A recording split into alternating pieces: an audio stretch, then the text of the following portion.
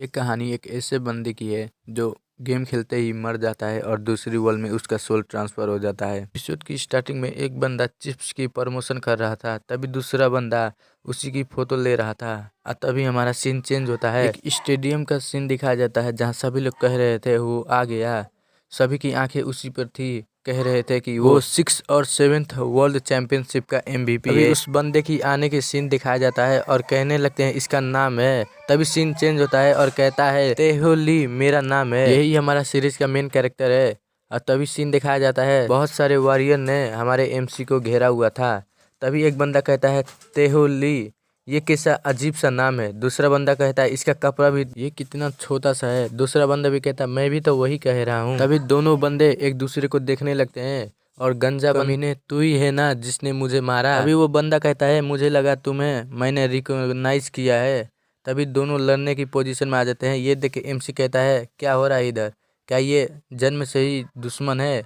और तभी दोनों गुस्से में हाथ लड़ा। टैटू वाला बंदा कहता है तुम्हें मुझे थैंक करना चाहिए कि मैंने तुम्हें वलहला में भेजा। दूसरा बंदा कहता है हाँ हाँ ये तो अच्छी फाइट थी। अभी टैटू वाला बताता है उससे 5 बंदों ने मिलकर मारा था और एक बंदे ने टैप किया था मेरे पेट में फादर। अभी हमें पता चलता है ये गंजा बंदा उसका फादर है। और वो गंजा बंदा कहता है बिजोन मेरे बच्चे तुमने मेरा बदला ले लिया फाइनली। कोई कहता है तुम्हारे पास एक ग्रेट सन है, वो फ्यूचर में एक ग्रेट वॉरियर बनेगा। 1 मिनट, वो ग्रेट बनेगा नहीं, वो पहले से ही ग्रेट वॉरियर है। तभी वो बंदा कहता है थैंक यू। MC का सीन दिखाया जाता है जो कहता है आखिर मैं इधर आया कैसे। तभी स्टोरी पास्ट में जाता है जहाँ सभी लोग चीयर कर रहे थे MC को। MC कहता है मैं बहुत ही करीब था 3rd वर्ल्ड चैंपियनशिप जीतने के, तभी मेरा सर घूम गया और मैं वहीं पर मर गया। और MC कहता है मरने के बाद मैं यहाँ आ गया, क्या ये एक सपना नहीं है।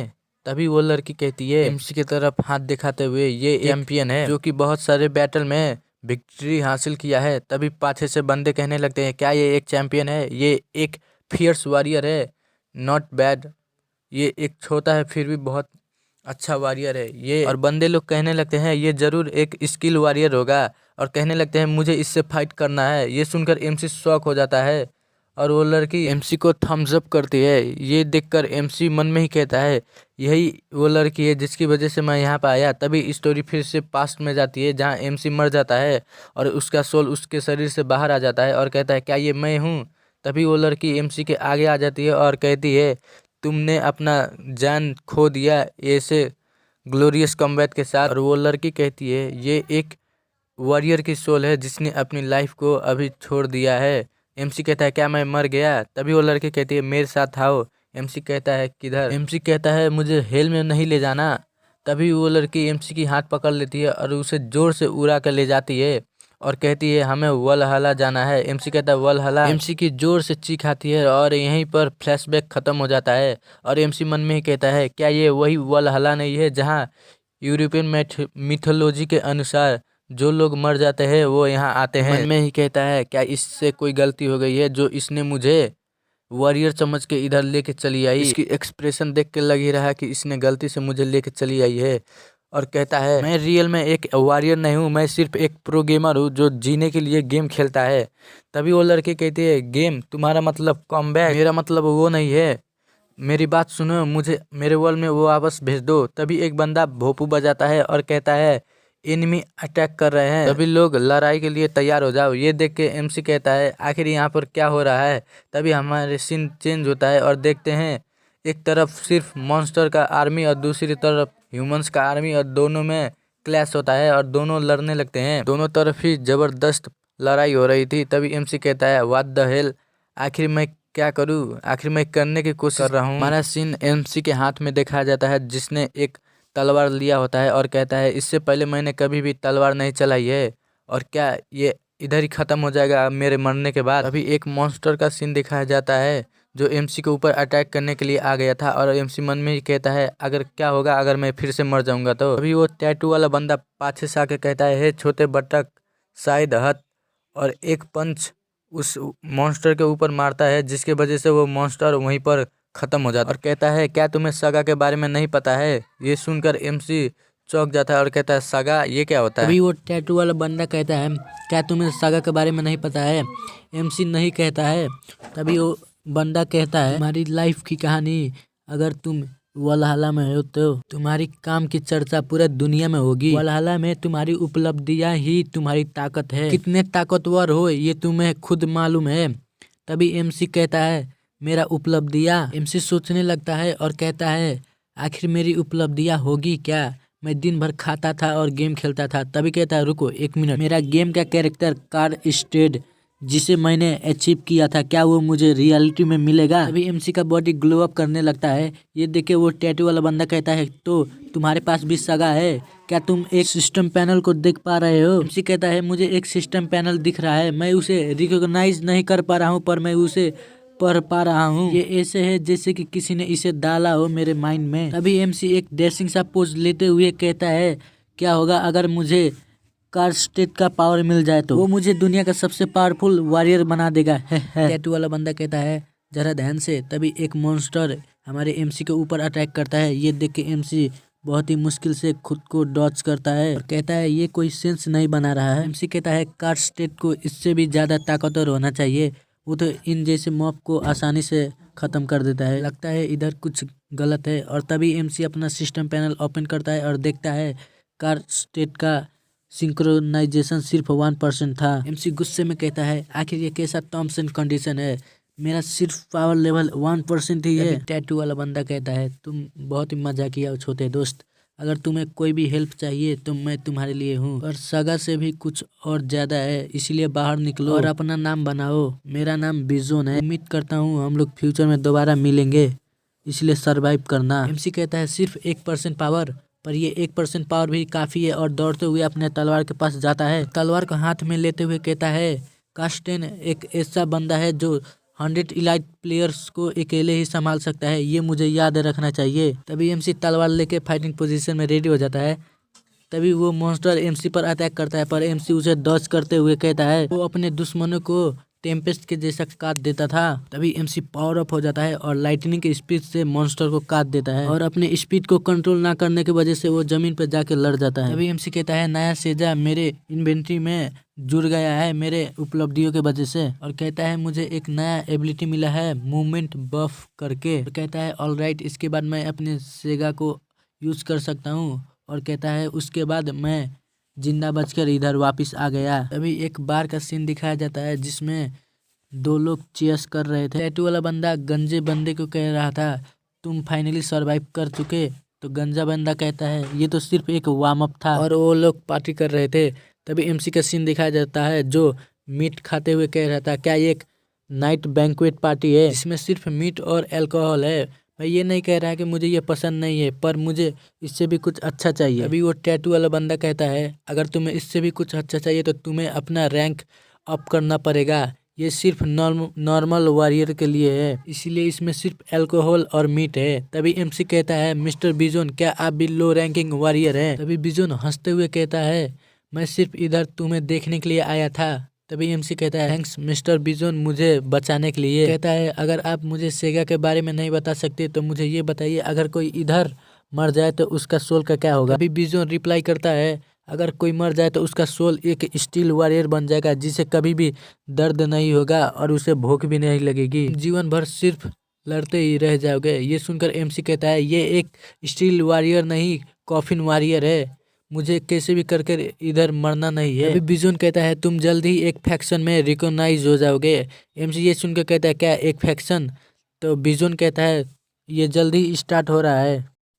तभी एक लेडी का सीन दिखाया जाता है जो आती है और कहती है वॉरियर्स तुम लोगों ने आज बहुत ही अच्छा किया, मैं तुम लोगों को अपने फ्रैक्शन में सिलेक्शन करूंगी। उसे देख के कहता है क्या एक बैलकरी। तभी बिजोन कहता है वो ओडिन की डॉटर है जो कि नोबल ब्लड लाइन से है। तभी वो लड़की कुछ कहती है जो हमारे काम का चीज नहीं है, इसलिए मैं उसे स्किप कर रहा हूँ। अभी बिजोन कहता है हम सभी लोग एस्गार्ड से बिलोंग करते हैं, हमारा काम वहाँ की गॉडेस को सर्व करना है, अगर हम लोग वहाँ के गॉडेस को सर्व करेंगे तो हमें भी पावर मिलेगी। कहता है ओनली वन स्ट्रॉन्गेस्ट, तो सिर्फ मुझे ओडिन और थॉर के बारे में पता है, अगर किसी को सर्व करने से पावर मिलेगी तो मैं तो सबसे स्ट्रॉन्गेस्ट को सर्व करूँगा। तो गाइज इसका नेक्स्ट पार्ट कल आएगा और इस वीडियो का लाइक है मैं 10 like, so please like and subscribe, और जितना हो सके अपने दोस्तों में और भाई बहनों सभी में शेयर कर दो इस वीडियो को।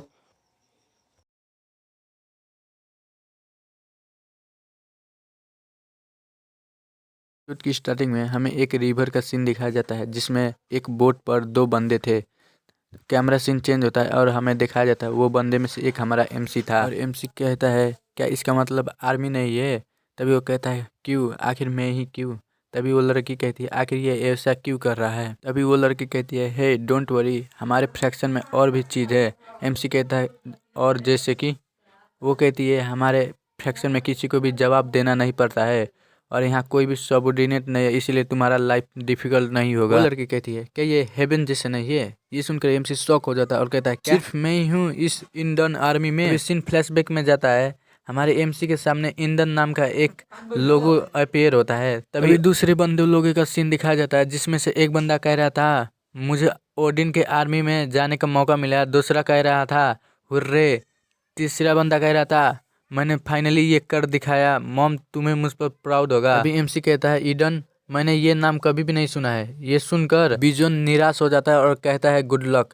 ये सुनकर एमसी कहता है आखिर इसका ये कहने का मतलब क्या है? एक लड़की चिल्ला के कहती है ओडिन के फैक्शन में जितने भी बंदे हैं वो इधर आए। अभी हमारा सीन दिखाया जाता है, कोई लोग ओडिन के ग्रुप में जा रहे थे, कोई लोग ट्राया के, कोई लोग फ्रेया के, पर हमारा एमसी का उसका ग्रुप नहीं मिल रहा था और खोज रहा था आखिर ईडन कहाँ है इसका। अभी एक लड़की का सीन दिखा जाता है जो कान में उंगली डालते हुए कह रही थी ईडन ग्रुप में आखिर कौन ही ज्वाइन करेगा। तभी एमसी उसके पास आके कहता है हाय। तभी वो लड़की उसे कहती है और कहता है मैं ईडन फैक्शन में असाइन हुआ हूँ। ये सुनकर वो लड़की एकदम खुश हो जाती है और कहती है एक रिक्वायरमेंट, क्या ये सच में असली है? हे भगवान, कितने वर्षों के बाद किसी ने इधर रिक्वायरमेंट के लिए अप्लाई किया है। तभी एमसी मन में ही सोचता है आखिर ये मुझसे कितनी करीब है और ब्लश करते हुए बोल रहा था। अभी वो कहती है नाइस टू मीट यू, मेरा नाम हेडा है। और अभी सीन चेंज होता है और एमसी कहता है हेडा आखिर हम लोग और इधर फाइट क्यों कर रहे हैं? हेडा कहती है रुको मैं तुम्हें दिखाती हूँ और कहती है देखो इससे हमारा ये वर्ल्ड है और ये है एस्गार्ड, ये एस्गार्ड के बगल में मुस्फेलम है जहाँ पर डीमंस स्पिरिट और जाइंट्स रहते हैं। अभी एमसी कहता है और ये रेड डॉट वाला क्या है? वो रिप्लाई करते हैं ये जगह का नाम एरिन है और ये डिस्ट्रॉय हो चुका है, हम लोग इसके आगे ही हैं। हम लोग करेंटली वार में हैं और हमारा एनिमी हमारे वर्ल्ड को डिस्ट्रॉय करना चाहता है। ये सुनकर एमसी चौंक जाता है और कहता है तुम्हारा मतलब रैग्नारॉक? वो कहती है हाँ तुम सही हो, हम लोग रैग्नारॉक में फंस गए हैं और हमारा वर्ल्ड का फेट अब रैग्नारॉक ही डिसाइड करेगा। फाइट हो रही है वर्ल्ड को प्रोटेक्ट करने के लिए, पर रियलिटी में सभी लोग लड़ रहे हैं अपने सर्वाइवल के लिए। कहती है तुम तो वर्ल्ड में ट्रैवल कर सकते हो। ये सुनकर एमसी चौंक जाता है और कहता है इसका मतलब मैं अपने वर्ल्ड में दोबारा से जा सकता हूँ। अभी हेडा कहती है हम लोग यहाँ पर आ गए हैं, ये गॉडेस का टेम्पल है। कहती है अब से तुम गॉडेस के वॉरियर हो इसलिए तुम्हें उन्हें इंट्रोड्यूस करना पड़ेगा खुद को। कहता है तो ये जगह है जहाँ पर हम लोग उनसे मिलेंगे। और हेडा कहती है हम लोग उनसे रियलिटी में नहीं मिलेंगे और कहती है ये जगह है जहाँ पर तुम गॉडेस से मिल सकते हो। कहती है इधर खड़े हो जाओ और ये अल्टार पर गिराओ।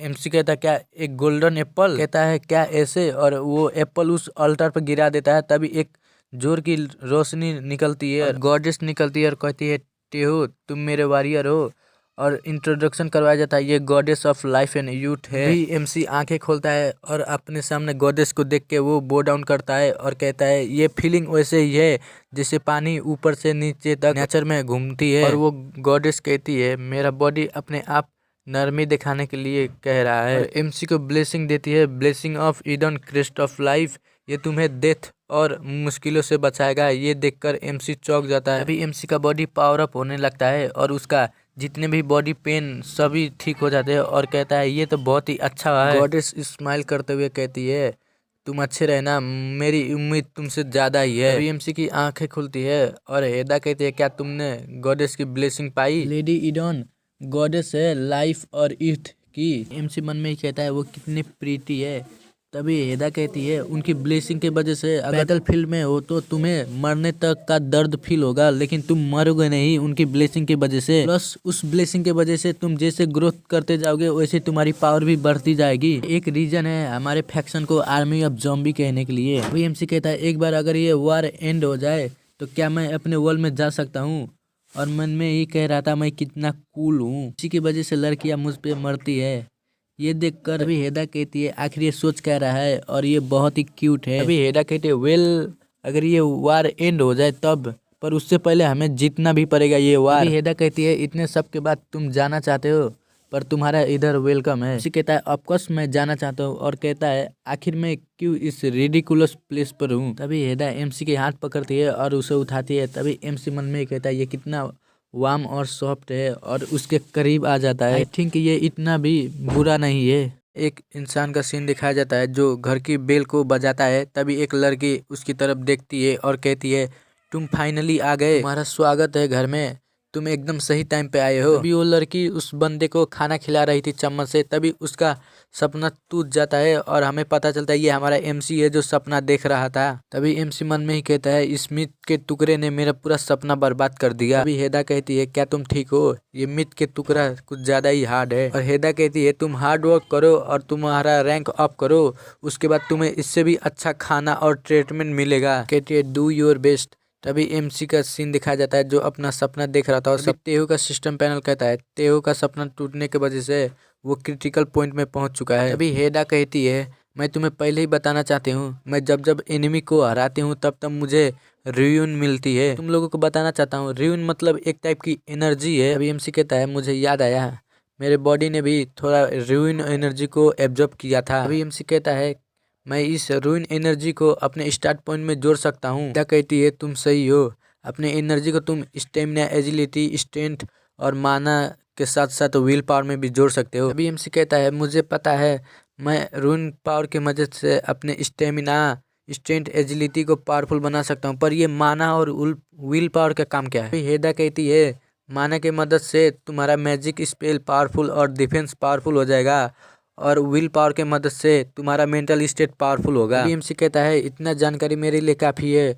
और क्या सागा भी माना से इफेक्टेड है। अभी हेदा कहती है तुम्हारा सेगा तुम्हारे स्टेट पॉइंट के जैसे नहीं है, ये तुम्हारे विल पावर और फेट पर डिपेंड है। साथ ही में तुम जिस चीज़ में अचीवमेंट हासिल किए हो उसी पर ये निर्मित है। और कहती है तुम्हारा सेगा कभी कभी तुम्हारी सोच से भी ज़्यादा पावरफुल हो जाता है, जैसे कि तुम सेगा की मदद से एक स्नेक को मार सकते हो, पर वही सेगा फ्यूचर में जाके तुम्हारे लिए इतना पावरफुल हो जाएगा कि वो एक ड्रैगन को भी मार सकता है। ज़्यादातर लोअर रैंकर वॉरियर के पास सिंपल सेगा होता है जिसकी वजह से उनका स्पीड बढ़ता है या फिर मूवमेंट तेज हो जाता है, पर वो ट्रूली सेगा नहीं है। ट्रू सेगा वो है जो लेजेंड की मेटेरियलाइजेशन होता है, इसकी मदद से तुम्हारा पावर बहुत ही हाई लेवल पर पहुंच जाता है। ट्रू सेगा की मदद से तुम वेपन्स बना सकते हो, यहाँ तक कि पूरे आर्मी को भी खड़ा कर सकते हो, पर एक चीज दिमाग में याद रखना, डिपेंड करता है कि तुम अपने सेगा को कितने यूज कर सकते हो और इसे फ्यूचर में जाके कितने तुम यूज करने के लायक हो सकते हो। बीएमसी मन में ही सोचता है मेरी कहानी है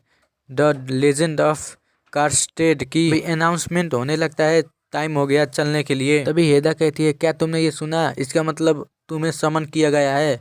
एमसी कहता है क्या इतनी जल्दी। उन दोनों के सामने एक पोर्टल ओपन होता है। अभी हेदा कहती है तुम्हें ये पोर्टल पार करने के बाद उधर ग्राउंड में जाके गैदर होना है, जब सभी लोग आ जाएंगे तब तुम लोगों को बैटल फील्ड में जाना है। अभी हमारा सीन दिखाया जाता है हेदा एमसी को रेडी कर रही थी बैटल के लिए, पर एमसी बहुत ही ब्लश कर रहा था। कहती है ये तुम पर अच्छा सूट कर रहा है। तभी एमसी कहता है मैं जा रहा हूँ। अभी हेदा कहती है ते हो। ये सुनकर एमसी पाछे देखता है तो हेदा बहुत ही क्यूट फेस बना कर कहती है मरना नहीं। ये देखकर एमसी कहता है मैं इतनी जल्दी नहीं मरूंगा, ये याद रखना। कहता है थैंक्स टू इंदन ब्लेसिंग, और इसके बाद वो पोर्टल के उस पार चला जाता है। अभी एमसी पोर्टल के इस पार आ जाता है और देखता है इधर पर बहुत ही बंदे थे, और कहता है लगता है यहाँ पर बहुत ही बड़ा बैटल होगा या फिर कुछ और होगा। अभी पीछे से एमसी के पीठ पर कोई हाथ मारता है और हमें दिखाया जाता है वो बिजोन होता है, और कहता है हम लोग दोबारा से मिल गए, कैसे हो तुम। और कहता है तुम्हारा फेस कुछ अलग लग रहा है, तुम्हारा मैनेजर वैल्करी बहुत ही ब्यूटीफुल है, साथ ही में सभी वैल्करी भी ब्यूटीफुल हैं। और बिजोन एमसी को कहता है तुम अपने कॉमरेड के साथ जाके खड़े हो जाओ, कल के जैसे ही आज कोई हमें कमांड करेगा। अभी एमसी के सामने एक अजीब सा बंदा आ जाता है, वो इन लोगों का कैप्टन होता है। अभी वो कैप्टन कहता है जैसा कि एक्सपेक्ट था ईदन के ग्रुप से सिर्फ एक ही बंदा आया है, और कहता है तुम जाके उस पाछे लाइन में खड़े हो जाओ। अभी वो बंदा कहता है मुझे खुद को इंट्रोड्यूस करने दो, मैं तुम लोगों का कैप्टन हूँ और मेरा नाम रैगनाल है, और आज मैं तुम लोगों का लीड करूंगा, और हमारा आज का मकसद है गेनोल से अपना टेरिटरी को वापस लेना जो उन लोगों ने ले लिया है। ये बोलकर वो कुछ मोटिवेशन वाला स्पीच देता है और सभी लोगों को कहता है पोर्टल में चलो, और कहता है मेरे पीछे पीछे आओ, मैं तुम लोगों को लीड कर रहा हूँ। और एमसी कहता है मैं अभी भी कुछ नहीं देख सकता हूँ। तभी हमारा सीन चेंज होता है एक जगह पर जहाँ पर कुछ बंदे मॉन्स्टर से लड़ रहे थे। तभी एक बंदा कहता है रेनफोर्समेंट जल्दी ही आने वाली है, तब तक के लिए हमें इन्हें यहीं पर उलझाए रखना होगा। तभी पहाड़ी पर एक मॉन्स्टर का सीन देखा जाता है जो बड़ा सा हथौड़ा लेके नीचे अटैक करता है और सभी लोगों को उड़ा देता है। तभी हमें बताया जाता है ये बॉस मॉन्स्टर है। तभी एक बंदा कहता है ये पिछले वाले से 4-5 गुना बड़ा है। तभी वहीं पर पोर्टल खुलती है और वो लीडर कहता है सभी लोग चार्ज करो। तभी वो मॉन्स्टर उसके सामने आ जाता है। ये देख के लीडर हैरान हो जाता है और तभी मॉन्स्टर एक ही अटैक में उन सभी को उड़ा देता है। तभी एमसी का पोर्टल खुलता है और एमसी सीधे उस मॉन्स्टर के आगे जाता है। तभी मॉन्स्टर एमसी के ऊपर बहुत तेज के दहाड़ लगाता है। ये देखकर एमसी कहता है आखिर किस कमीने ने यहाँ पर पोर्टल खोला है। दोस्तों इस सीरीज का अभी तक इतना ही चैप्टर रिलीज हुआ है और नेक्स्ट चैप्टर आने के बाद मैं कवर कर दूंगा। तब तक के लिए लाइक कर देना, साथ ही में सब्सक्राइब करना ना भूले। थैंक्स।